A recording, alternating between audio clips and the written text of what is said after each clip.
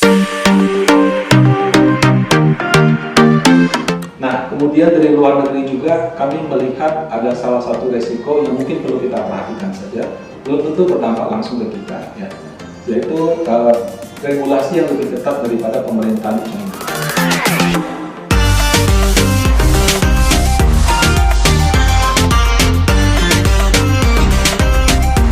Ini ada dua grafik, kita lihat yang sebelah ini dulu.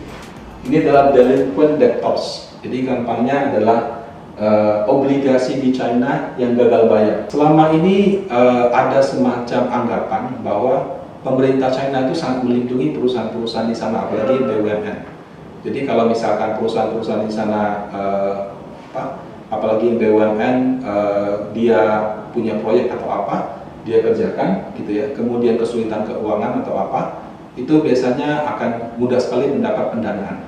Bahkan waktu itu sampai dikenal ada perusahaan zombie. Ya, jadi perusahaannya sudah nggak efisien, nggak efektif, tapi karena dapat pinjaman terus dia bisa terus survive seperti itu. Nah, dan karena itu juga kadang-kadang ada efek sampingnya juga. Mereka punya pembangunan infrastruktur bagus, tapi juga ada over infrastruktur. Jadi kalau Bapak Ibu pernah baca berita, mungkin pernah lihat atau pernah baca di China itu ada kota hantu.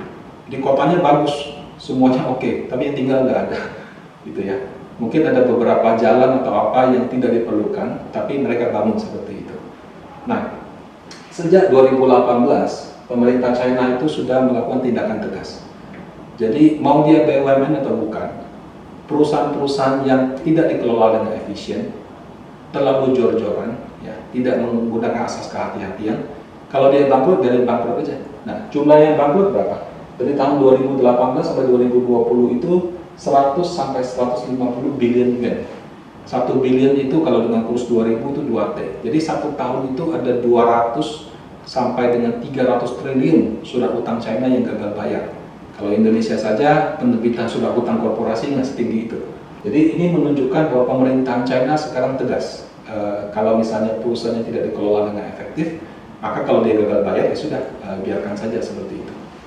Nah, kemudian yang kedua, ini ada pembatalan atau mundurnya IPO and finansial. Yang terus terang saya cukup bersyukur waktu itu. Kenapa? Karena waktu itu asing baru mulai net buy. Ya. Nah, kalau misalnya ini jadi IPO, waduh, saya waktu itu khawatir juga. Mungkin sebagian daripada dana asing akan ke sana. Nah, kenapa? Karena ini perusahaan terbesar di dunia. Jadi besarnya kayak gimana sih? Saya kasih gambarannya. Kalau dia benar jadi IPO, kemungkinan nilainya itu 313 miliar US dollar. Itu kalau dirupiahkan 4.382 T. Itu seberapa besar, Pak? Ya, for information, Telkom itu 320 T. Ya. Jadi dia Telkomnya dikalikan 10 pun masih tidak lebih besar daripada dia. 10 besar saham Indonesia, BCA, BRI, Telkom, Unilever, Bank Mandiri, ini dengan market cap bulan November kalau saya nggak salah, itu cuma kurang dari 3.000 triliun. Jadi 20 perusahaan terbesar di Indonesia dikombin jadi satu pun itu tidak lebih besar daripada satu perusahaan ini. Jadi bisa dibayangkan betapa raksasanya IPO and finansial ini, gitu ya, mengalahkan Saudi Aramco. Nah, kenapa dia bisa sebesar ini? Jadi basically dia ada 4 bisnis. Bisnis utama dia online payment, jadi kayak semacam GoPay-nya, ya, OVO-Pay-nya. Ya. Jadi transaksi yang dia proses itu 17 triliun US dollar dalam 12 bulan. Ya, ini kalau sudah dolar dan pakai T, berarti ya sudah bayangkan. Karena kita kan biasanya kalau billion itu sudah besar, dia sudah triliun. Nah, jadi di sana itu basically kehidupan sehari-hari orang sudah bayar pakai OVO Pay atau GoPay di sana, seperti itu. Nah, karena dia punya online payment begitu hebat, orang itu kadang-kadang punya payment itu sudah kayak dompetnya, sudah kayak tabungannya.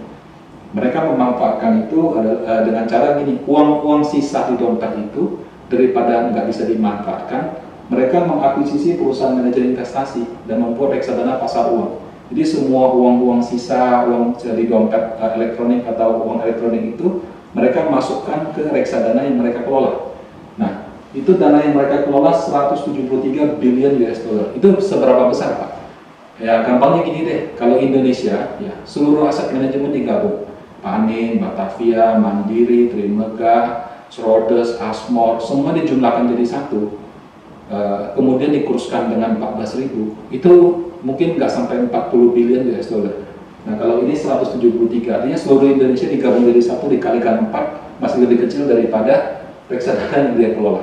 Punya data transaksi sebegitu banyak orang, maka misalnya gini, saya UMKM, saya yang punya toko bunga, saya yang punya toko roti atau toko buah-buahan, kan nasabah orang kalau beli roti beli apa bayar pakai Pay-nya dia, jadi dia tahu omset saya berapa, sehingga nanti saya kalau mau mengajukan pinjaman, saya nggak usah ke bank, saya bilang aja saya mau pinjam misalnya 2 miliar, dia tinggal lihat omset saya berapa, karena semua payment dia bisa lihat, dia bisa langsung kasih pinjaman, dan proses pinjamannya itu bisa di-approve dalam waktu kurang dari 1 hari, lebih efisien daripada perbankan.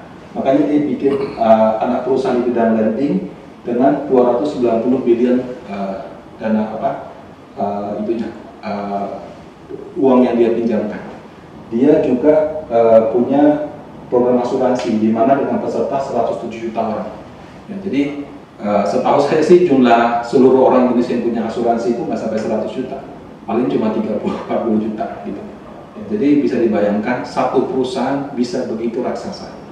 Nah, untungnya dia sudah di cancel, karena kalau benar-benar jadi IPO di bulan November pada tahun lalu, menurut saya pada waktu itu bisa membuat dana asing yang baik itu sedikit terpengaruh.